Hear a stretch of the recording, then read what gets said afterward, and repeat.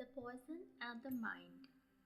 Tonight, as we celebrate Mahashivratri, the night of awakening and the union with the divine, let's reflect on one of the most powerful and symbolic stories of Lord Shiva, the story of Halahala, the deadly poison. But more than that, let's talk about what it teaches us about the mind, about the poisons that we carry within ourselves, and the art of holding them without being destroyed. So, this is how the story goes. So, during the Samudra Manthan, the gods and demons were churning the ocean to find amrita, nectar. So, before nectar emerged, many other celestial divine beings emerged from the depths of the ocean.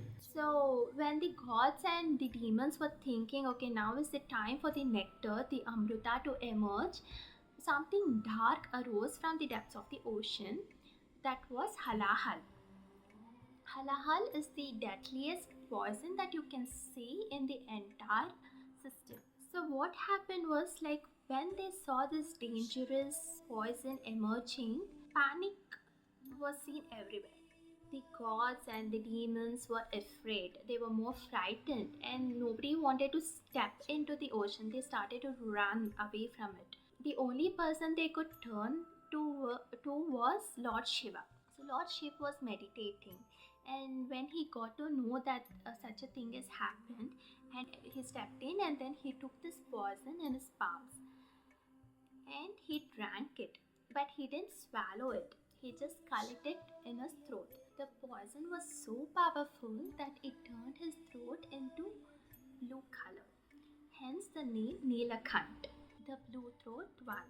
And there he sat again in a deep meditative state without letting the poison destroy him.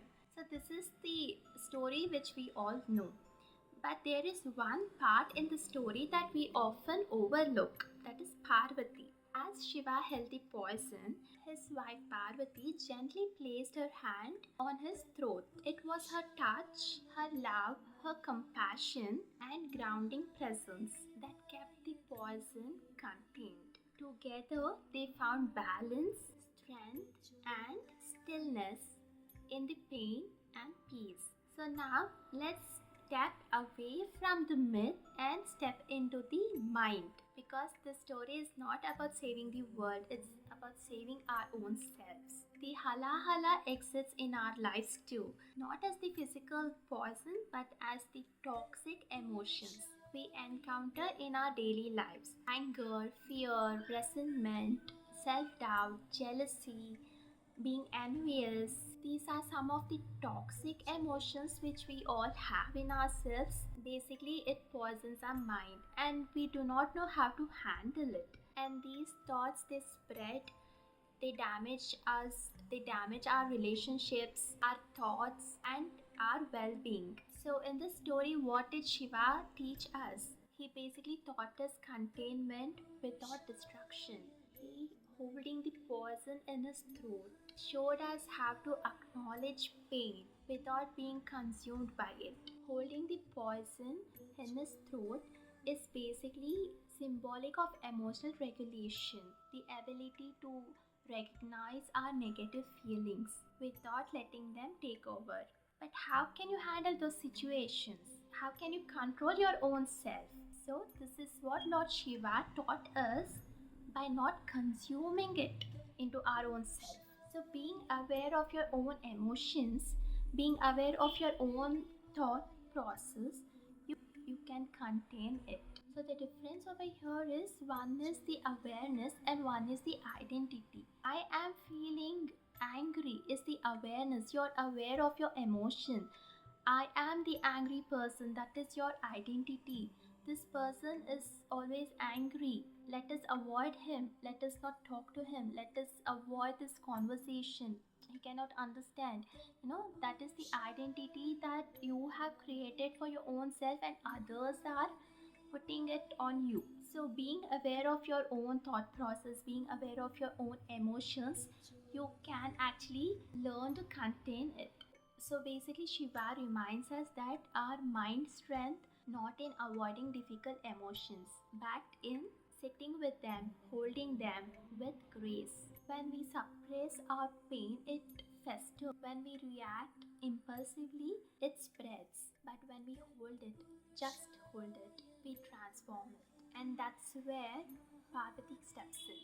Her gentle hand on his throat represents self compassion, the kindness, the patience, the love we need when our minds are burdened. It's the reminder that we don't have to bear struggles alone, whether it's the love of someone close or the practice of self care. We all need that grounding presence to keep our inner presence in check.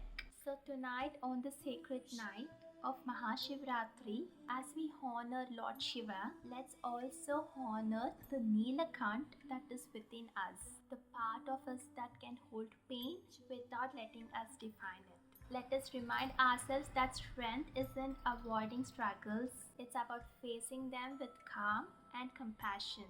So take a moment to reflect, what poison are you holding in your mind today? Can you acknowledge it without swallowing it? And what is your source of grounding? That's your Parvati. That brings you back to balance. Because when we learn to hold our own struggles, like Shiva, with stillness, awareness, and grace, we find true transformation.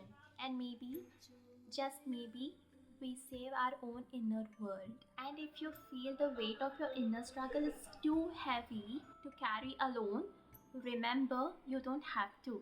Sometimes we all need a little help in finding that balance and stillness within us. If you're looking for guidance, help, support, or listening ears, you can always contact me. I will leave my contact details in the description. We can work together to transform those poisons into peace. So do not hesitate to take that step towards your well-being. If you enjoyed this episode and found these reflections helpful, don't forget to like, comment, share, and subscribe to my channel. Stay connected for more stories, insight, and tools to nurture your mind and soul. You can also follow me on social media for updates and more content. Thank you for being here, for listening, and choosing the journey of self discovery. Until next time, take care of your mind and keep seeking the truth.